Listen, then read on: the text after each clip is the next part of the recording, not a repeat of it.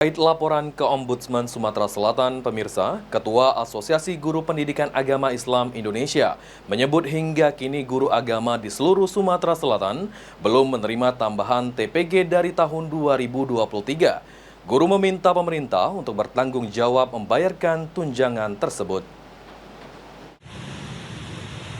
Diketahui sebelumnya Asosiasi Guru Pendidikan Agama Islam Sumatera Selatan membuat laporan ke Ombudsman Sumatera Selatan mengenai tidak terimanya tambahan THR dan TPG guru agama selama 2 tahun.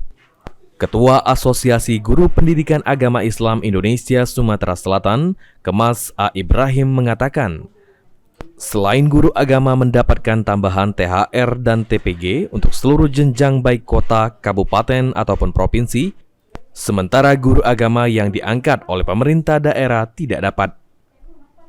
Sebelumnya, para guru agama telah mendatangi Kemenak, Distrik Sumatera Selatan, Komisi 5 DPRD Sumatera Selatan, untuk mempertegas siapa yang bertanggung jawab untuk membayarkan tunjangan tersebut. SMK dan SLB dapat.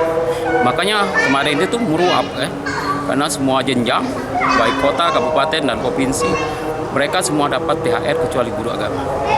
Jadi kawan-kawan kemarin mendatangi Kemenak, Dinas Pendidikan juga, Provinsi, Kanwil juga, lalu ke DPRD Komisi 5, lalu yang terakhir di Ombudsman. Ditambahkan Ibrahim, Kementerian Agama sudah mengusulkan untuk anggaran, namun hingga saat ini Kementerian Agama belum memiliki anggaran.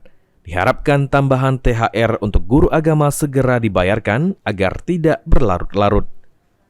Ilham Wahyudi, PAL TV.